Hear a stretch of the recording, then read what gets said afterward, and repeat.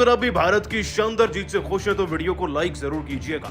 दोस्तों, हारे हुए मैच में अक्षर पटेल ने सिंगल हैंडेडली कमर तोड़कर रख दी वेस्टइंडीज की टीम की, और कैसे छक्का लगाकर धोनी के अंदाज से भारत को जिताया आपको दिखाएंगे। लेकिन उससे पहले आप सभी को क्या लगता है, अक्षर और जडेजा में बेहतर कौन है? नीचे कमेंट करके जरूर बताइएगा। भारत और वेस्टइंडीज की टीम के बीच में एक और बेहद ही रोमांचक मुकाबला खेला गया पोर्ट ऑफ स्पेन के मैदान में। ये दूसरे वनडे मैच में भारतीय टीम टॉस हार गई और दोस्तों हमें पहले गेंदबाजी मिली इंस्टेड ऑफ बल्लेबाजी। लेकिन गेंदबाजी में भी हमारे खिलाड़ियों ने उम्मीद नहीं छोड़ी। मैदान में आकर हमने सलामी जोड़ी को तोड़ने में ज्यादा वक्त नहीं लगाया।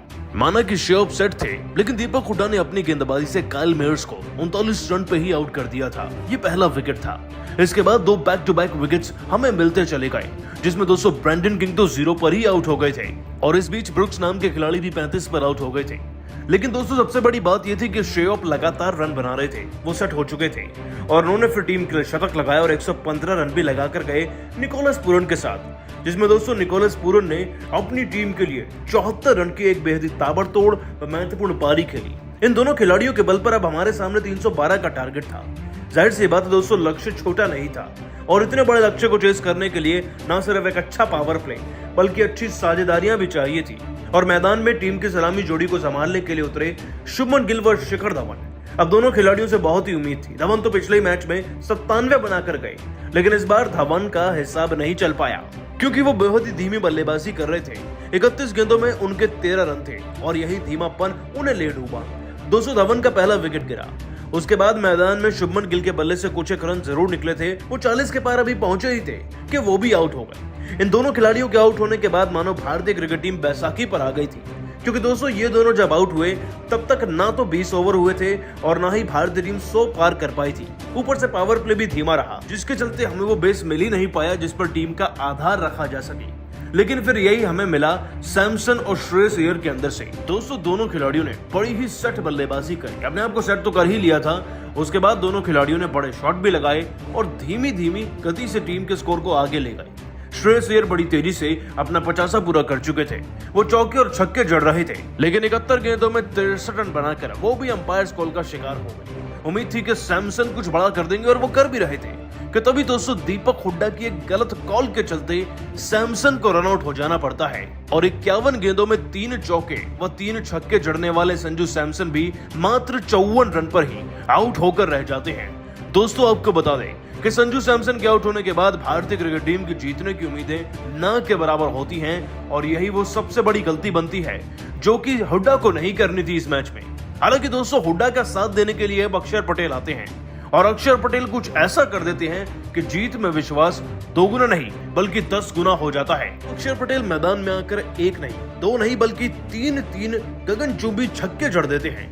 19 गेंदों में उनके 31 रन हो जाते हैं और उनकी 200 के स्ट्राइक रेट से वाली ये पारी भारतीय क्रिकेट टीम को जीत की तरफ इतनी तेजी से बढ़ाती है जिसके बारे में किसी ने सोचा तक नहीं होता। दीपक हुड्डा भी उनका भरपूर साथ दे रहे होते हैं और दोस्तों वो भी 33 के आसपास रन बनाते हैं कि वो आउट हो जाते हैं। उनकी धीमी पारी उन्हें ही ले डूबती है और अब जीतने के लिए केवल 2 नाम बचते हैं, शार्दुल ठाकुर और अक्षर पटेल।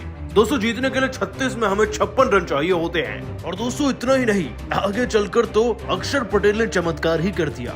27 गेंदों के अंदर 3 छक्के और 3 चौकों की मदद से इस खिलाड़ी ने न सिर्फ अपना अर्धशतक पूरा किया बल्कि ठाकुर के आउट होने के बाद प्रेशर लेने की बजाय उल्टा वेस्टइंडीज की टीम को ट्रांसफर कर दिया।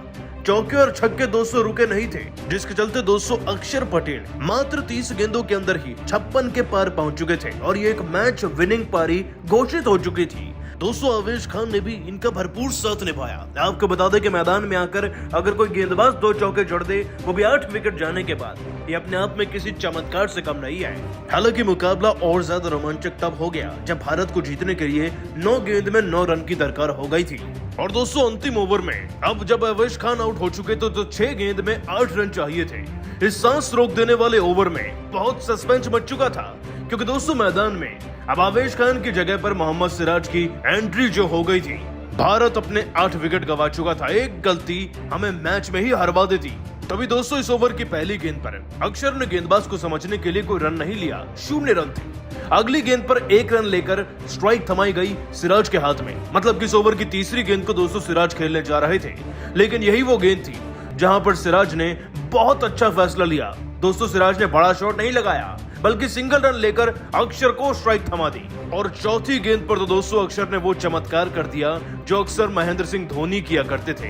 दोस्तों अक्षर पटेल ने एक गगनचुंबी स्लोगन की तरफ से छक्का जड़कर एक हारे हुए मैच में अपनी टीम को जिता दिया और दोस्तों इसी छक्के से भारतीय टीम खुशी से झूम उठी। देखने वाला था सेलिब्रेशन, सब खिलाड़ी जोश से द्रविड़ के साथ मिलकर चिल्लाने लगे इंडिया इंडिया। दोस्तों वाकई में इस जीत को सदियों तक याद रखा जाएगा कि कैसे रोहित कोहली, बुमराह, शमी के बिना भी हमारी टीम ऐसे छक्का लगाकर इतिहास बनाकर जीती अक्षर पटेल के दम पर। 35 गेंदों में 64 रन की उनकी T20 वाली पारी हर किसी बच्चे को याद रहे। आपको बता दें कि मैन ऑफ द मैच बने जीत के बाद अक्षर पटेल ने अपने बयान में कहा, ये एक ऐसा लम्हा है जिसे मैं जिंदगी भर नहीं भूल सकता। जाहिर सी बात है इस मुकाबले को जीतने के लिए सबने बराबर की मेहनत करी। भले ही आपने मुझे अंतिम ओवर में फिनिश करते हुए देखा हो, लेकिन असल मायने में जीत की शुरुआत पहली गेंद से ही हो जाती है। मैं जानता था कि हमें ज्यादा रन पड़े हैं।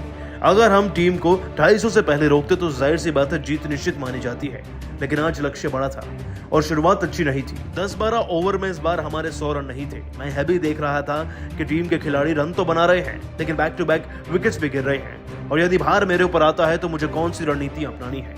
मैदान में आकर मैं जानता था अगर मैं धीमा खेला, क्योंकि रन ज्यादा हैं इसलिए हम मुकाबले में हार ही जाते, तो मैंने अपनी आक्रामक अप्रोच को अपनाया और धोनी भाई द्वारा दी गई सलाह को फॉलो करते हुए मैदान में आक्रामक बल्लेबाजी ही करी, क्योंकि ऐसे मौकों पर अगर आप धीमा खेलोगे, ज्यादा डिफेंसिव बनने के चक्कर में विकेट बचाओगे तो आप विकेट गवा ही दोगे।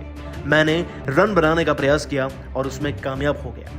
लेकिन ये जीत हमारे फैंस के नाम है, हमारे उन सभी खिलाड़ियों के नाम है जिन्होंने बराबर की मेहनत करी और सभी सपोर्टिंग स्टाफ मेंबर्स की जिन्होंने खिलाड़ियों को प्रदर्शन करने लायक बनाया।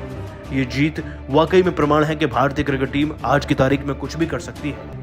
और रही बात छक्का मारकर फिनिश करने की, तो वो भी धोनी भाई से ही सीखा है। ये जीत उनको भी समर्पित है। दोस्तों अक्षर ने वाकई में ऐसा कुछ कहकर सबका दिल जीत लिया, लेकिन आप सभी को क्या लगता है, अक्षर पटेल और पांड्या में बेहतर कौन है? नीचे कमेंट जरूर कीजिएगा और अभी सब्सक्राइब कीजिए हमारे चैनल को। धन्यवाद।